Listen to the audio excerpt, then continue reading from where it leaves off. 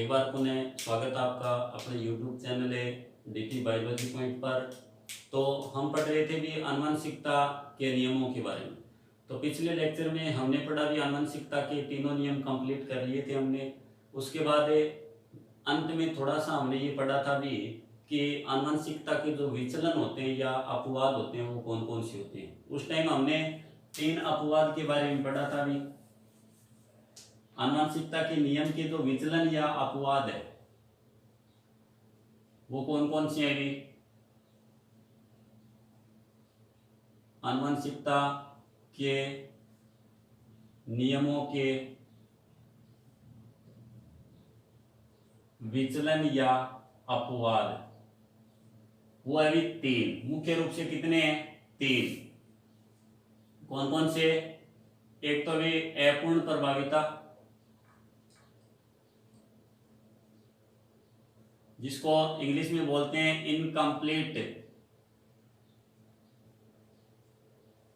Incomplete dominance. ठीक है। दूसरा है भी कौन सा? सह प्रभाविता। इसको बोलते हैं भी को डोमिनेंस। ठीक है। इसके बाद तीसरा था कौन सा भी? सहलगनता, या इसको इंग्लिश में बोलते हैं लिंकेज। तो 3 अपवाद है, यानी मेंडल के नियमों का पुनर्अध्ययन किया गया भी 1900 के अंदर। कौन कौन से वैज्ञानिकों द्वारा? एक प्रश्न आता है ये भी कि मेंडल के नियमों का पुनर्अध्ययन किया गया किसके द्वारा? तो उसमें 3 वैज्ञानिक है भी। कौन कौन से याद रखना भी। एक तो था कार्ल कोरेंस, एक था भी शेरमार्क, और एक था भी हुगो डी ब्रीच। तो ये प्रश्न काफी बार पूछा गया है कि मेंडल के नियमों का पुनर्अध्ययन किया गया किसके द्वारा किया गया? कार्ल कोरेंस द्वारा, शेरमार्क द्वारा, हुगो डी ब्रीच द्वारा। 1900 में किए गए ये दिन भी। अब जब 1900 में क्या है भी, कार्ल कोरेंस क्या कर रहा था भी? मेंडल के नियमों का पुनर्अध्ययन कर रहा था भी अन्य जंतुओं या पादपों पर। मेंडल ने तो मटर पर किए थे ये सारे लगभग प्रयोग, लेकिन कार्ल कोरेंस ने क्या है इन्हीं प्रयोगों को क्या है फिर अन्य जंतुओं या पादपों पर किए। तो उस टाइम क्या है इसको ये 2 अपवाद दिखाई दिए किसके भी? प्रभाविता के नियम के। कौन कौन से? अपूर्ण प्रभाविता और सह प्रभाविता। ये दोनों किसके अपवाद है? प्रभाविता के नियम के। किसके? प्रभाविता के नियम के। जबकि ये किसका अपवाद है? स्वतंत्र अपव्यय के नियम का। चलो देखते हैं अभी। पहला, अपूर्ण प्रभाविता क्या होती है, या इसको हम बोलते हैं इनकम्प्लीट डोमिनेंस, या इसको हम बोलते हैं आंशिक प्रभाविता। क्या बोलते हैं? आंशिक प्रभाविता। ठीक है। तो सबसे पहले तो ये देखो भी है क्या ये है प्रभाविता के नियम का अपवाद है। प्रभाविता के नियम का अपवाद है। इसकी खोज किसके द्वारा की गई? इसकी खोज की गई कार्ल कोरेंस द्वारा। कार्ल कोरेंस द्वारा। अब एक बात और याद रखना भी, कार्ल कोरेंस ने कौन से पादप पर अध्ययन किया भी? इसके लिए सबसे पहले तो अपूर्ण प्रभाविता का सबसे पहले अध्ययन किया गया स्नैपड्रैगन पादप पर। स्नैपड्रैगन पादप, इसका वैसे नाम क्या भी? एंटीराइनम मेजस। एंटीराइनम मेजस ये इसका नाम है भी। इस प्लांट पर सबसे पहले किसका अध्ययन किया गया? अपूर्ण प्रभाविता का। अब देखो भी अपूर्ण प्रभाविता क्या है? किसका अपवाद है?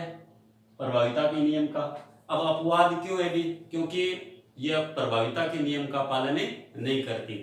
अब प्रभाविता के नियम के अनुसार क्या पढ़ा है हमने कि जब एक जोड़ी विपरीत लक्षणों वाले जनकों के बीच संकरण करवाते हैं हम, तो F1 पीढ़ी में क्या है भी?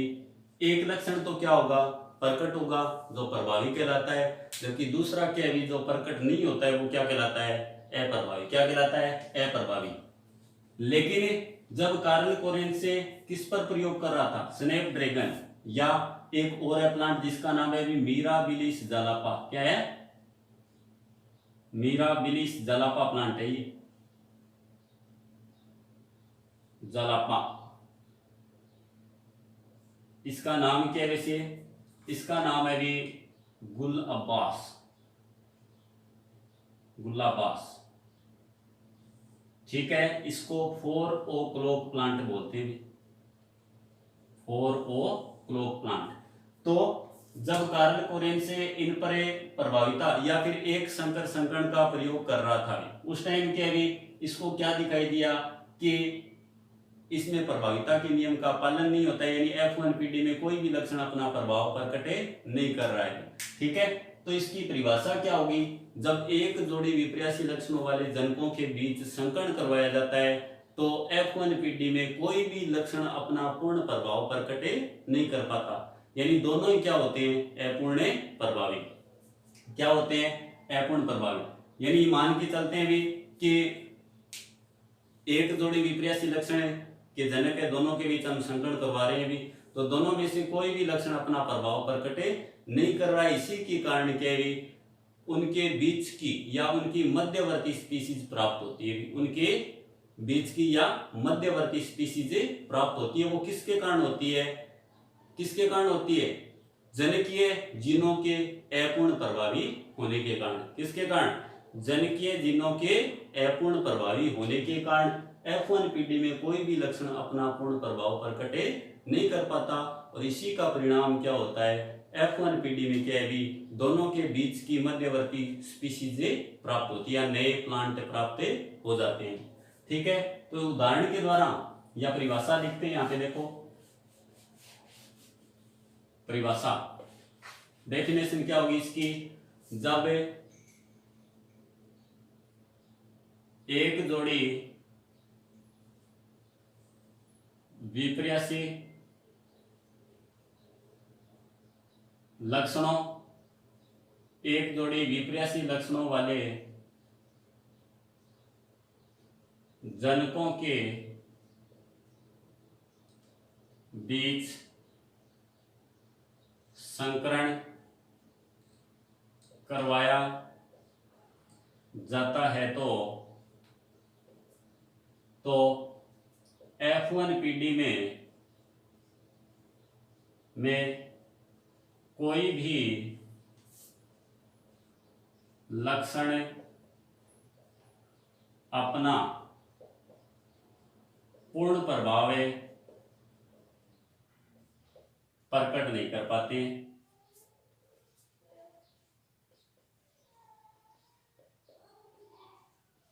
नहीं कर पाते हैं। ये क्यों होता है? क्योंकि कोई भी लक्षण अपना प्रभाव जमा नहीं पाता। इसी कारण के भी दोनों के बीच की अतः दोनों लक्षणों के बीच की मध्यवर्ती स्पीशीज प्राप्त हो जाती है।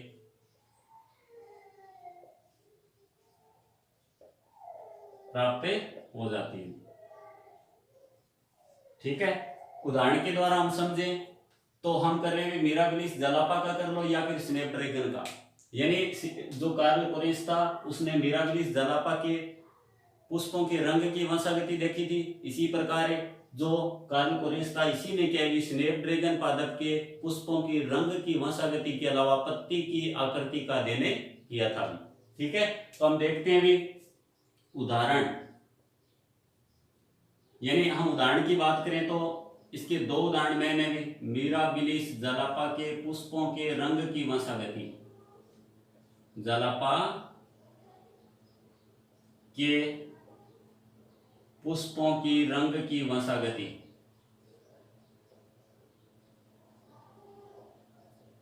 यानी उदाहरण पूछ लेते हैं भी मिराबिलिस जालापा में पुष्पों की रंग की वंशागति किसका उदाहरण है? तो वह भी किसका? अपूर्ण प्रभाविता का। किसका? अपूर्ण प्रभाविता का। इसी प्रकार दूसरा उदाहरण कौन सा है? स्नैप ड्रैगन, या इसको क्या बोलते हैं? एंटीराइनम मेजस के पुष्पों की रंग की वंशागति, इसके अलावा इसी में क्या है भी पत्ती की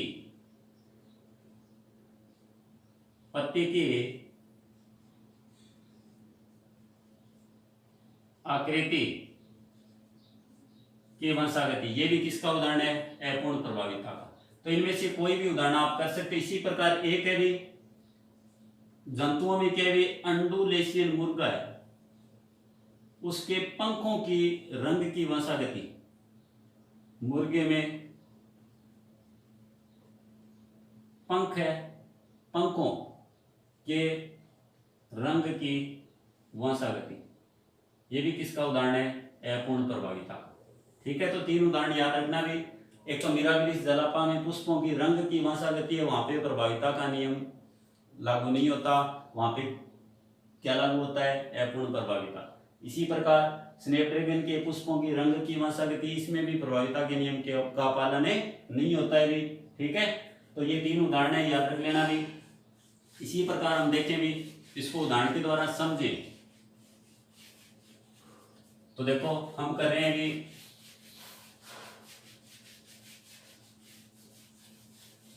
मिराबिलिस जलापा के 2 पादप लिए भी। एक तो लिया लाल पुष्प वाला पादप, यानी लाल पुष्प वाला पादप,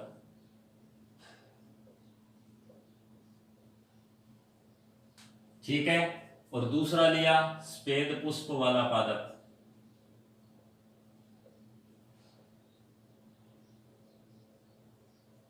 दोनों के बीच जब संकरण करवाया तो इसको निरूपित करने वाला जीन कौन सा था भी? R, capital R. ठीक है, इसको निरूपित करने वाला, तो इसमें क्या है भी, हमें यहाँ पे स्मॉल आर भी ले सकते हैं और आर डैश भी ले सकते हैं। अपूर्ण प्रभाविता के संदर्भ में हम देखें तो इसको हमें क्या लेते हैं भी? R dash. कौन सा? R dash, R dash, R dash, ये इसका जीन था भी। अब दोनों के मध्य जब संकरण करवाया तो यहाँ पे देखो भी, पहले ये पेरेंट्स है, यानी जनकीय पादप। क्या है? जनकीय पादप। तो इनके क्या बनाए हम? युग्मक। क्या बनाए? युग्मक। और आपको पता है युग्मक कौन से विभाजन के द्वारा बनते हैं? मियोसिस। किसके द्वारा? मियोसिस या अर्धसूत्री विभाजन द्वारा। अब अर्धसूत्री विभाजन के द्वारा जैसे युग्मक बनाए तो युग्मक इसका बना आर, इसका बना आर डैश। क्या बना? R dash. ये क्या है? गैमिट या युग्मक। अब दोनों के बीच जब संकरण करवाकर कौन सी पीढ़ी प्राप्त की? F1 पीढ़ी। कौन सी? F1 पीढ़ी। तो किस प्रकार के पादप प्राप्त हुए? यानी प्रभाविता के नियम के अनुसार या तो लाल प्रभावी होना चाहिए या सफेद। इन दोनों में से एक प्रभावी होना चाहिए था, एक अप्रभावी। लेकिन अपूर्ण प्रभाविता के अनुसार क्या है भी, यहाँ पे न तो लाल प्रकट हुआ न ही सफेद। तो कौन से पादप प्राप्त हुए भी? आर डैश वाले, यानी विषम युग्मजी संतति थी। और कौन से रंग वाली थी? गुलाबी पुष्प वाले। यानी सारे पादप किस प्रकार के प्राप्त हुए? गुलाबी पुष्प वाले पादप। किसके कारण हुए ये? यानी प्रभाविता के नियम के अनुसार क्या भी, या तो लाल आना चाहिए या सफेद आना चाहिए। लेकिन यहाँ पे क्या भी, प्रभाविता के नियम का पालन नहीं होता, क्योंकि न तो यहाँ पे लाल पूर्ण रूप से प्रभावी है, नहीं सफेद। यानी दोनों ही क्या है? अपूर्ण प्रभावी। और यहाँ पे ध्यान रखना भी, ये आर लाल वाला और ये आर डैश सफेद वाला, इनमें से क्या है भी, जो आर है ना वो थोड़ा सा ज्यादा प्रभावी है। क्या है? सफेद की बजाय क्या है? ज्यादा प्रभावी। यानी इसको हम आंशिक प्रभावी बोल सकते हैं। क्या बोल सकते हैं? आंशिक प्रभावी। यानी ऐसा किस कारण होता है भी कि यहाँ पे गुलाबी पादप प्राप्त हुए, वो ये वाला आर है ना, इसके आंशिक रूप से या अपूर्ण प्रभावी होने के कारण हुआ है। अपूर्ण प्रभावी यानी ये बड़ा आर, जो लाल वाला आर है ना, इसके अपूर्ण या आंशिक प्रभावी होने के कारण यहाँ पे क्या भी, गुलाबी रंग के पुष्प प्राप्त हुए। ठीक है, और जब इनका स्वपरागण करवाकर, यानी यहाँ पे हम क्या करवा रहे हैं? स्वपरागण, F2 पीढ़ी प्राप्त की गई। कौन सी पीढ़ी? F2। और F2PD में क्या है भी, दोनों के मध्य जब संकरण करवाया गया इस प्रकार, तो फिनोटाइप और जीनोटाइप किस प्रकार के प्राप्त हुए वो देखते हैं हम। ये वाला एक मादा प्लांट है, एक नर है। इसी प्रकार यहां पे भी हम ले सकते हैं एक मादा और एक नर। ठीक है, तो अब देखो जब एक स्वपरागण के द्वारा F2PD प्राप्त की गई, तो F2PD में क्या है, प्रभाविता के नियम के अनुसार क्या आना चाहिए था भी, फिनोटाइप 3:1 आना चाहिए था और जीनोटाइप 1:2:1 आना चाहिए था। लेकिन देखिए यहाँ पे कितना आता है, ये देखो ये R R R R dash R, ये R डैश R और ये R डैश R डैश। ठीक है, अब देखो यहाँ पे ये तो लाल है, क्या है लाल, और ये क्या है गुलाबी, ये भी क्या है गुलाबी, ये क्या है सफेद। यानी कहने का मतलब क्या है, प्रभाविता के नियम के अनुसार तो क्या आना चाहिए था 3:1 फिनोटाइप, लेकिन यहाँ पे फिनोटाइप कितना आता है 3:1 की बजाय कितना आएगा 1:2:1। कितना आता है फिनोटाइप, कितना आता है 1:2:1। प्रभाविता के नियम में 3:1 आया था, लेकिन यहाँ पे कितना आता है 1:2:1 आता है। इसी कारण ये क्या है प्रभाविता के नियम का पालन नहीं करता। इसको जीनोटाइप तो सेम ही आएगा भी, उसमें भी 1:2:1 आया था, इसी में क्या है 1:2:1 है, इसमें कोई फर्क नहीं है।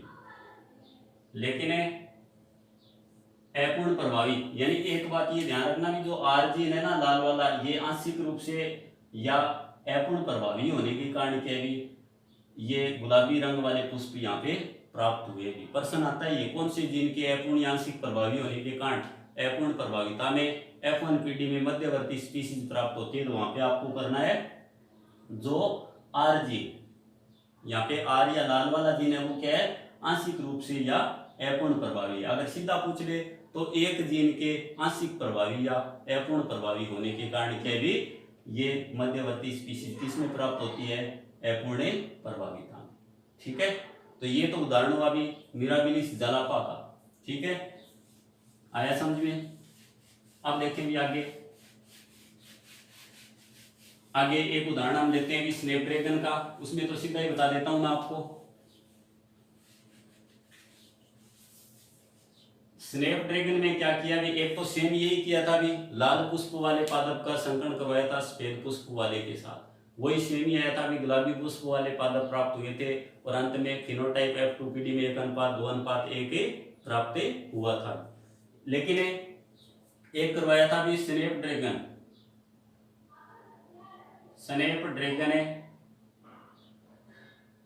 की पादप की जो पत्तियां थी उनकी आकृति पर अध्ययन किया था, तो इसने लिया था भी, एक तो लिया था चौड़ी पत्ती वाला पादप,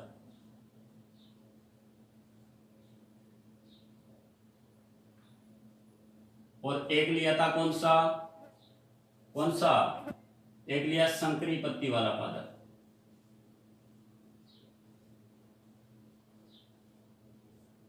चौड़ी पत्ती और संकरी पत्ती, जब इनका संकरण करवाया तो ध्यान रखना सिर्फ आपने इतना देखना है भी, न तो चौड़ी पत्ती वाला पादप प्राप्त हुआ न ही संकरी पत्ती वाला पादप। क्यों? क्योंकि यहाँ पे क्या भी प्रभाविता के नियम का पालन नहीं होता, न तो ये जीन पूर्ण प्रभावी है न ही ये जीन इसका। लेकिन चौड़ी पत्ती वाले पादप के आंशिक या अपूर्ण प्रभावी होने के कारण यहाँ पे क्या भी मध्यवर्ती मध्यम आकार या मध्यम आकृति की पत्ती वाले पादप प्राप्त हुए। पत्ती वाले पादप किसके कारण? अपूर्ण प्रभाविता के कारण, यानी न तो चौड़ी पत्ती वाला पादप प्राप्त हुआ न ही संकरी पत्ती वाला पादप। F1PD की संकर संततियां वो मध्यम आकृति की पत्ती वाली प्राप्त हुई भी। ठीक है, अब देखो भी आगे, ये अभी अपूर्ण प्रभाविता एकदम सिंपल है भी, याद करने में थोड़ा सा ध्यान से पढ़ना है भी। ठीक है, इसी प्रकार हम कर रहे हैं भी दूसरा अपवाद। दूसरा कौन सा है? दूसरा है भी सह प्रभाविता। सह प्रभाविता, या इसको हम बोलते हैं को डोमिनेंस। को डोमिनेंस, ठीक है, को डोमिनेंस या सह प्रभाविता। नियम का अपवाद, नियम का अपवाद, ठीक है। इसकी खोज भी किसके द्वारा की गई? कार्ल कोरेंस द्वारा।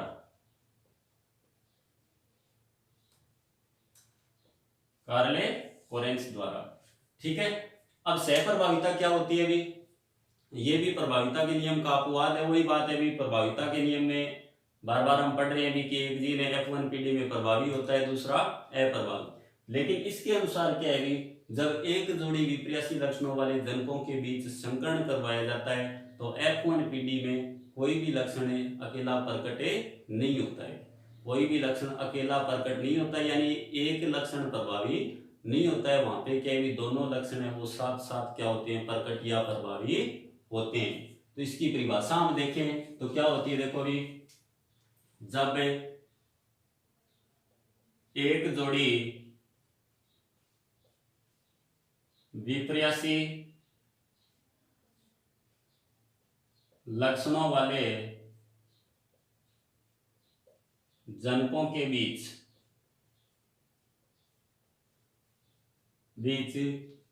संकरण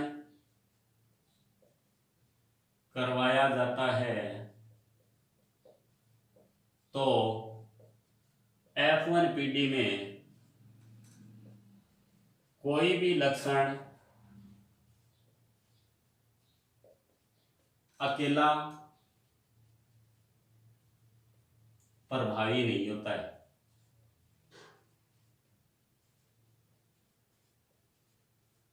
जिससे यानी कोई भी लक्षण अकेला प्रभावी नहीं होता है, दोनों लक्षण साथ साथ प्रकट या प्रभावी होते हैं।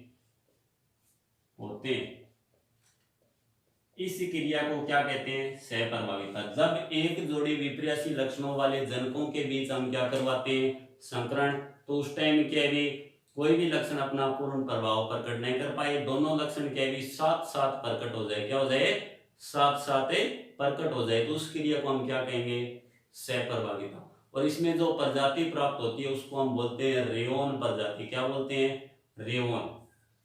क्या बोलते हैं, रेओन। इसका उदाहरण हम देखें तो उदाहरण है इसके भी, एक तो है मवेशियों में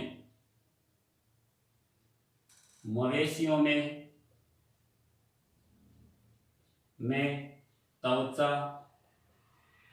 के रंग की वंशागति, सह प्रभाविता का उदाहरण है। मवेशियों में त्वचा के रंग की वंशागति है वो सह प्रभाविता के अनुसार होती है। इसी प्रकार एक महत्वपूर्ण क्रिया भी मनुष्य में AB रक्त समूह की वंशागति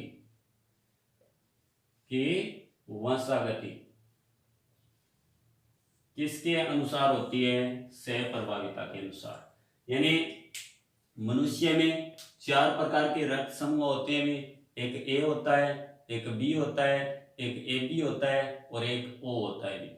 उन 4 में से 3 होते हैं, A वाला, B वाला और O, वो तो क्या भी प्रभाविता के नियम के अनुसार वंशागत होते हैं। लेकिन AB रक्त समूह की वंशागति है वो किसके अनुसार होती है, सह प्रभाविता के अनुसार होती है। इसकी डिटेल में हम करेंगे आगे भी, लेकिन पहले हम देखते हैं कौन सा उदाहरण, मवेशियों में त्वचा के रंग की वंशागति। कार्ल कोरेंस ने जब देखा भी मवेशियों में त्वचा की रंग की वंशागति का जब प्रयोग कर रहा था उस टाइम क्या भी इसने देखा कि यहाँ पे प्रभाविता के नियम का पालन नहीं होता है। ठीक है, तो प्रयोग करके कैसे देखा भी, एक तो लिया भी लाल त्वचा वाला मवेशी युक्त मवेशी और दूसरा लिया सफेद त्वचा युक्त मवेशी। इसका जीन दिया भी आर आर कैपिटल और इसका दिया स्मॉल आर। ठीक है, यानी रेड और ये स्मॉल आर व्हाइट को रिप्रेजेंट करता है भी। ठीक है, वही बात है, ये जनकीय प्लांट है पेरेंट्स से। अब इनके क्या बनाए हम भी, युग्मक। क्या बनाए, युग्मक। किसके द्वारा, अर्धसूत्री विभाजन या मियोसिस द्वारा। ठीक है, तो हम बनाएंगे युग्मक, तो इसका युग्मक आर, इसका स्मॉल आर। ठीक है, ये क्या है, युग्मक। अब दोनों के बीच जब संकरण करवाया गया तो F1PD में न तो लाल त्वचा युक्त मवेशी अकेला आया, न ही सफेद त्वचा युक्त मवेशी अकेला आया, यानी कोई भी अकेला प्रभावित नहीं था भी। तो इसका मतलब क्या हुआ कि दोनों साथ साथ क्या हो गए, प्रकट हो गए। क्या हो गए, प्रकट। यानी यहाँ पे जो प्रजातियां प्राप्त होती है वो कैसी होती है, रेओन, या इसको बोलते हैं धब्बों युक्त, या इसको बोलते हैं चित्तकबरी प्रजाति। यानी F1PD में न तो लाल त्वचा वाला मवेशी प्रकट हुआ, न ही सफेद त्वचा वाला, दोनों साथ साथ आए। इसका मतलब जो F1PD की संकर संतति होती है उसमें क्या भी सफेद व लाल धब्बे होंगे, किस पर, त्वचा पर। यानी त्वचा किस प्रकार की होगी, त्वचा होगी चित्तकबरी या धब्बों युक्त। ठीक है, ये किसके कारण हुआ भी, दोनों जीनों के साथ साथ प्रभावी होने के कारण। अब देखो जब इनका क्या करवाया गया अभी, स्वपरागण या स्व निषेचन के द्वारा F2PD प्राप्त की गई, तो वही बात है, इनका फिनोटाइप कितना आया, प्रभाविता के नियम के अनुसार तो नहीं आएगा, क्योंकि ये क्या है, प्रभाविता के नियम के अपवाद है। अगर प्रभाविता के नियम का पालन होता तो कितना आता, तो आता कितना भी 3:1 फिनोटाइप आता, 1:2:1 क्या आता, जीनोटाइप। लेकिन यहाँ पे हम देखें तो कितना आता है, देखो ये आर आर है, ये लाल त्वचा युक्त है भी, आर आर है, चित्तकबरी है भी, ये आर आर, ये भी क्या है, चित्तकबरी।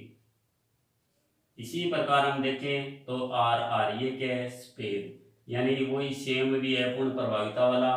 फिनोटाइप कितना है अभी, ये पीडी कौन सी है, F2PD। ठीक है, अब फिनोटाइप इनका देखें तो एक लाल है अभी, 2 चित्तकबरी है और एक सफेद। तो फिनोटाइप कितना आएगा, सेम 1:2:1, 1:2:1। जीनोटाइप कितना आया, 1:2:1।